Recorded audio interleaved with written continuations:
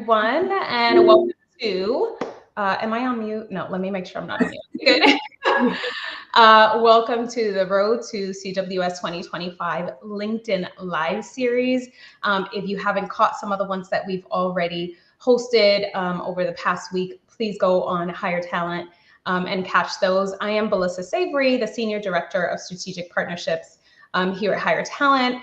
All week, we are spotlighting contingent workforce leaders, very excited about the talk today, and buyers as we continue to build momentum into CWS 2025. We're going to keep this super casual, really conversational, and hopefully give you some insight and some good advice as you walk into Dallas next week. Joining me today is Inês Noble from TAPFIN. Inês, let's start with a quick intro. Can you tell us who you are and what you do?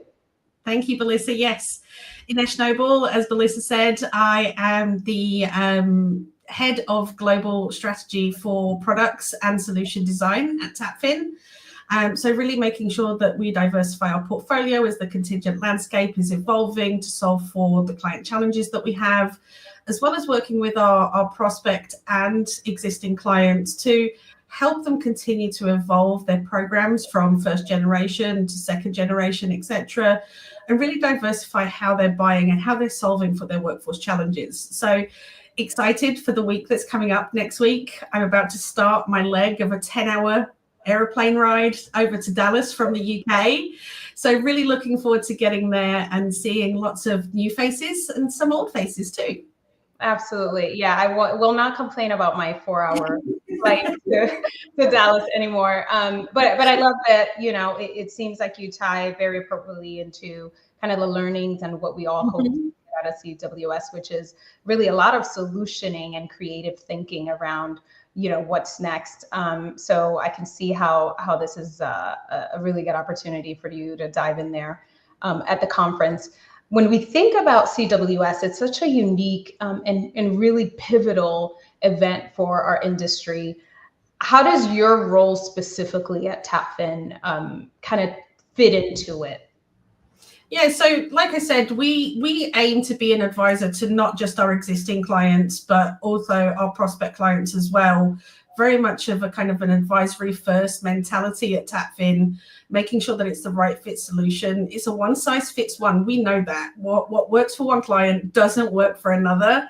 So being able to go to CWS, understand the different perspectives, understand how organizations are facing similar but yet varied challenges and how they're solving for them, and learning directly from buyers, but not just the buyers, but the partners and the peers that we have in the industry is invaluable. And that's how ultimately we help our end clients, is by getting all those lessons learned across industry leaders and bringing them back and really implementing them to solve for those challenges. So it helps because we network and we broaden that, but we're also learning from a variety of different organizations, from different partners in different industries. And like I said, even from having conversations with our competitors and, you know, understanding what they're seeing in the market. At the end of the day, we are all industry leaders and we're there to help clients ultimately. So learning from each other is important.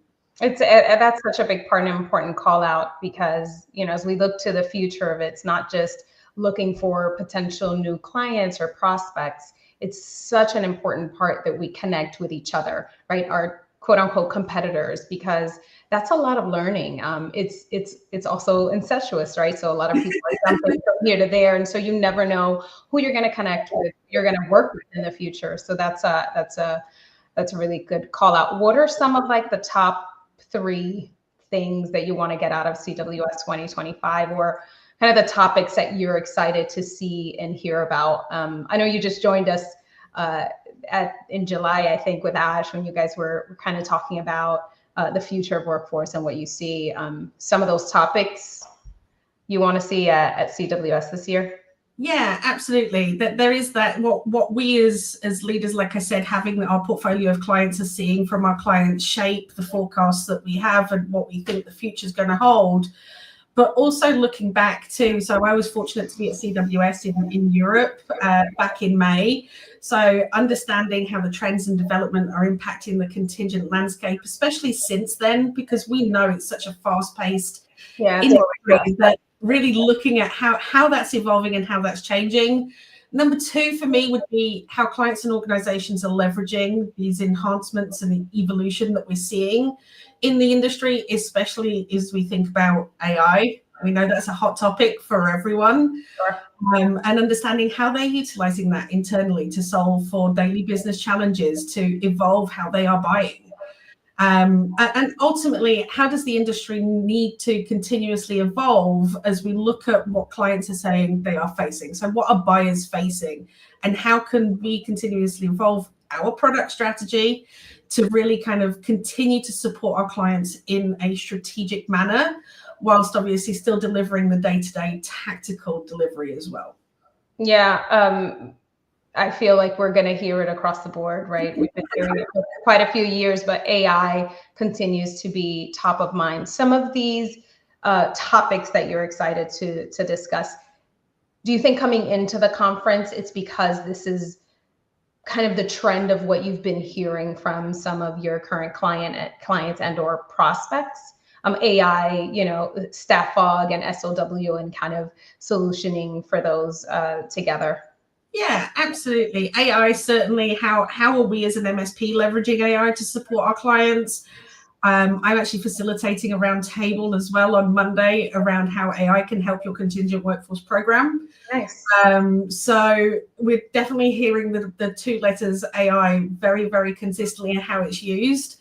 I would very much say, obviously, the evolution of AI is continuously evolving. We went from just talking about AI to generative AI to now talking about agentic AI. So it's that continuous evolution of how do we integrate that to continue to be strategic advisors whilst alleviating our people from the tactical to enable them to be those strategic advisors. And that's what our clients are looking to us to do. And that's what we're hearing from them in our QBRs, in our weekly kind of catch-ups that we're having with them, and also the events that we have throughout the year as TAPFIN too. So that's what we're bringing to the table and kind of driving as we come into CWS. That's incredible. I obviously cannot attend the roundtables, but everybody should try to attend the roundtables. It's actually one of my favorite events. I hosted one last year and actually the year before that. But I love it that you guys are focusing on AI for the roundtable. Are there any other sessions or events that TAPFIN is involved in that attendees should make sure to check out? Yeah, absolutely. At 2:15, we'll be hosting a speaker spotlight, which is titled Be a Talent Curator, which is about melding build and buy strategies to future-proof your workforce strategy. So if you think about what you were talking about, Belissa, about the combination of CW and SOW, how do we think about what is the right strategy? Is it down this path? Is it down that path? How do we really enable the buyers to orchestrate that in a way that is seamless, thinking about technology, thinking about partnerships, thinking about the ecosystem that's needed to really deliver that seamless approach. I don't want to steal their thunder, so don't miss out at 2:15 on Monday. Okay, well, be sure to check that out for sure. So let's jump into kind of a little message to attendees and talk about suppliers and kind of that engagement. So one message directly right now to just more broadly the CWS attendees this year. What would you want them to know walking into this conference? It's a marathon, not a sprint. They are very long days filled with lots of learnings. You cannot be everywhere. It's physically impossible. Take it from somebody who in the US tried. The size difference between the European CWS and the US was astronomically different. Oh my goodness. So don't try and be in too many places at once. Give yourself enough time to get from place A to place B as well, because there are some lengthy journeys depending on where you're going. And SIA do record all the sessions, the concurrent sessions, the keynote speakers, and everything like that. So if you miss something, it's not the end of the world. You can go back after CWS and listen back. the most important thing is to network and speak to your peers as well. Learn from them, learn from what they've done to solve some of the challenges that they will be going through. Yeah, that's great advice. I would add something that has been very helpful for me over the past 4 years is actually put it in your agenda. I add the sessions that I want to attend to my calendar. Yes. But be nimble and flexible, because sometimes you may want to go to a session and you're just in the middle of a great conversation. And to your point, Inês, you can catch that session later, but also just have an agenda of like the sessions that you want to check out in person. So, and the CWS app's really, really good for that. For those buyers that are going and have the CWS app, really easy to kind of plan out your days and even book in your meetings in there as well, not just what you're doing. Yes. So it's all in one place, but completely agree. Yeah, that's a great plug for the app, which is actually really great. Let's move on to suppliers and the supplier engagement. I feel like it is the topic of conversation just going into that week. A little bias here on the supplier side, but happy also to give my kind of unbiased opinion there. TAPFIN's a supplier too, right, Belissa? So we need to be. Yeah, right. Yeah, okay. We're on the same team. What are some of the do's and don'ts when it comes to suppliers reaching out to you? And maybe that could be like a broader. Yeah, I think most importantly is remember why everybody's there. They're there to network with their peers, to learn, to understand, where the industry is heading, how they can solve for their business challenges. So be really intentional about who you're reaching out to and when you're reaching out to them, because you won't be the only supplier reaching out to that buyer. Right. And be organic about it, I think is extremely important. And I think we've spoken about this as well, Belissa, right? There's so many partners, there's so many suppliers out there that it can be very overwhelming, especially on the client side, when you have that many folks approaching you and you can't get from one end of the conference to the other without being stopped multiple times. Yeah. Good luck getting to the bathroom. And so for you, although let's be a little more specific, when someone is ready to connect with you, what's the best way to reach out? Organically, if you see me in the lobby and I'm not in the middle of the conversation, feel free to reach out. Otherwise, drop me an email. If you have my number, drop me a text and I'll get back as soon as I can. Amazing. Yeah, I mean, it makes total sense to me. And so back to the conference, we've done it. We've gotten all of our learnings. We had a great time. We've met some great people. When you go back to your day-to-day after CWS, what do you look to bring back to your team and organization? I like to translate those learnings into what does that actually mean for our clients, so that we can have those education sessions with them, those advisory sessions, give visibility into what others are experiencing. So it's more kind of a kind of lessons learned and a lunch and learn for clients and our internal folks, so we can continuously evolve how we're supporting our clients, and really driving innovation and future ideas. How do we brainstorm a particular challenge that we may not have solved before? Because believe me, they do come up at CWS. And we won't have all the answers necessarily right there and then. So how do we brainstorm that and bring that back to the table, identify who the right folks is, and have a think tank in how we solve for that? So it's about digesting the information, making it relevant, and then making sure that we spread that advisory internally and to our clients and partners. Yeah, it's so important, that part on the execution thereafter. Because just like everything that you learn, right, when you sit in any sessions, you walk out of there and they say you retain like 8% of that information, right? So I think it's so critical, to your point, to go back and really be intentional about digging into some of those top conversations that you've had, those topics that kept coming up during the conference, and figuring out, what are we doing in this area? Are we doing enough? Should we be doing more? And did we miss something that the clients have actually highlighted as a pain point? And then we should kind of focus on that. And we try to be very intentional on that side as well, at HireTalent, where we're just looking at okay, what came up? Like, what are we solutioning for? What are we focusing on that we should probably, or maybe deprioritize and kind of look into other things? But that part is really important, just knowing what to do thereafter, right? And I'm not just talking reaching out to prospects. I'm talking about what did you learn, and how are you going to apply that to solutioning? Yeah, 100%. So let's talk about I'm sure you looked through the agenda, right? Because you guys have roundtables, you have panels. If you could help shape the CWS agenda, and sorry, this is a little bit of an off question here, for the next couple of years, what's one topic that absolutely needs to be in? I don't know if it's a specific topic, more of a direction. Sure. More, what does the future look like?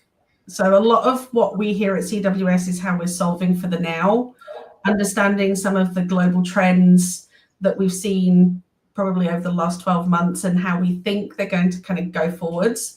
But a lot of the topics, roundtables, and even the speaker spotlights are very much focused on the challenges of now. I think it would be pertinent for us to educate buyers in what's coming next, not just focus on what's here now, what's coming next, and how do they solve for that. I think that's not really a topic itself, Belissa, but more of a kind of direction, because that's really hard to say what that topic's going to be. It is. Because it could be a topic. It could be a topic that we don't realize is really going to be the future, right? And I think that the obvious answer is AI. Right. But what does that really mean? Correct. Are we talking about AI in finding talent? Are we talking about AI in delivering certain components of the end-to-end process of something? You know, which specific component? Because AI is so broad. You know, are we talking AI to do data analysis, provide insights? What are we talking about when we talk about AI? So that's why I say I think that topic's quite broad. And would really need to be kind of narrowed down, and maybe think about some more scenario-based sessions versus having kind of these topics at a high level. I think buyers would get a little bit more out of that. That is actually very interesting, scenario-based, because in this business, we get asked a lot about case studies. So how have you done it? What's the gold standard? And so that's actually a very interesting call out there. So so hopefully we can get this feedback to SIA. They're really wonderful with incorporating really valuable feedback. So this has been incredible, Inês. We appreciate you sharing your thoughts with us. It's been a great conversation. Before we wrap here, any final thoughts that you'd like to leave with CWS 2025 attendees? I have two. And I'll give you my first one. Okay. Most importantly, network, create those new connections so that you can drive ideas to solve any business challenges, elevate the programs that you have today, manage your internal contingent workforce programs as well. And secondly, and most importantly, a comfy pair of shoes that you can either fit in your handbag or your bag, because your feet will be sore. That second point for me really hit home, especially for the ladies. Definitely pack some comfy shoes. We actually have a fancy party that I'm thinking through, our Roaring 20s event on Tuesday night at Bob's Steakhouse. And I'm like, well, should I pack shoes or should I just run upstairs and into my flats after? That's really great advice. Well, thank you so much, Inês, for joining us and sharing your perspective. It's been incredible. Thank you, everyone, for tuning in. We will be back tomorrow with another industry leader as part of our Road to CWS 2025 LinkedIn Live series. Be sure to follow HireTalent's LinkedIn page so you do not miss a session. This is going to be an incredible ride, and I'm very excited to see everyone there next week. Thank you, Belissa. See you next week. Have a great one. Bye.